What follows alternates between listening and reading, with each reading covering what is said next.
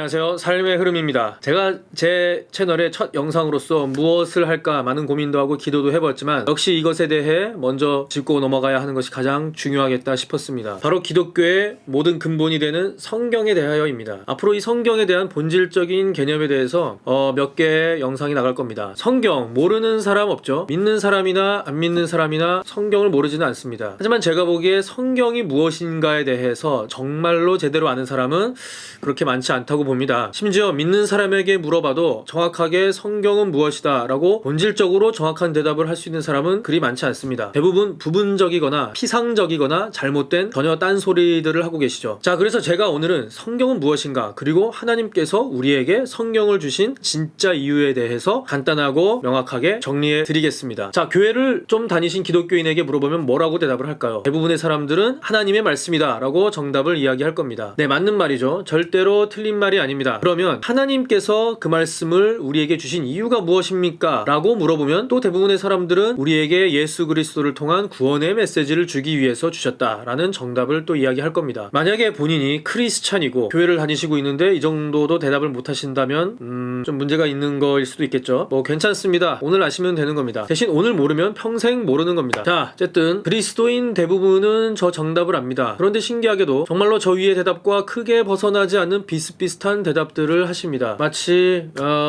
수능 시험의 예상 문제를 똑같이 공부한 한국인다운 지식으로 머릿속에 박혀있는 정답을 꺼내어 얘기한 것과 같은 그런 느낌이 조금 들죠. 자, 우리가 수능에서는 그 정답이 의미하는 더 깊은 본질이라든지 왜 그런 답이 나올 수 있었는지 등에서 별로 생각해 보지도 않았고 생각할 필요도 별로 없었죠. 한마디로 깊게는 잘 몰라요.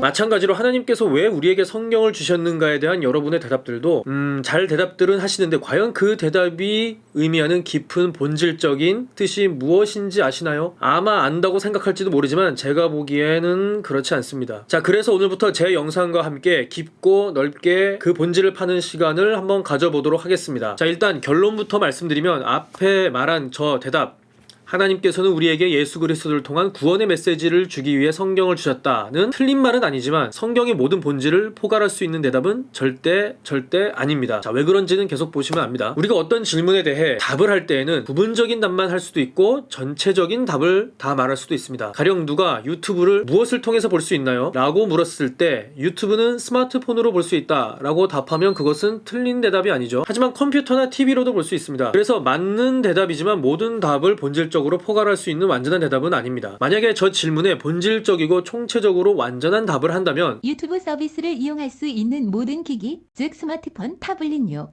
스마트 TV, 컴퓨터 등으로 볼 수 있다 일 겁니다. 자, 그럼 하나님께서 성경을 주신 이유에 대한 전체적이고 본질적인 대답은 무엇일까요? 정답을 먼저 말씀드리면 하나님께서 누구신가에 대해 스스로 알려주시기 위해서입니다. 에? 생소하죠? 하지만 이것이 진짜 정답입니다. 앞서 많은 분들이 정답으로 말했던 구원, 예수 그리스도를 통한 구원의 메시지를 주시기 위해 성경을 주셨다는 불완전한 대답이라고 했죠. 이것은 하나님은 어떤 분이신가에 대해 스스로 답하신 대답들 중에서 하나님은 그의 잃어버린 백성을 예수 그리스도를 통해 그들의 죄에서 구원해 오시는 분이십니다 라고 말할 수 있는 한 부분에 속하는 것입니다. 자, 제가 불완전하다고 말한 여러분들의 대답과 별로 크게 다를 바가 없어 보이지만 이 별것 아닌 것 같은 차이점이 지금의 기독교를 많이 변질시키는 원인이 되었습니다. 이것이 왜 본질적이고 포괄적인 대답이 되는지, 그리고 이것을 잘 몰랐기 때문에 어떠한 문제점들이 생겨왔는지 등에 대해서는 지금 이 영상에서는 전부 다 설명드리기 힘들고요. 앞으로의 영상들에서 차근차근 정리해드리도록 하겠습니다.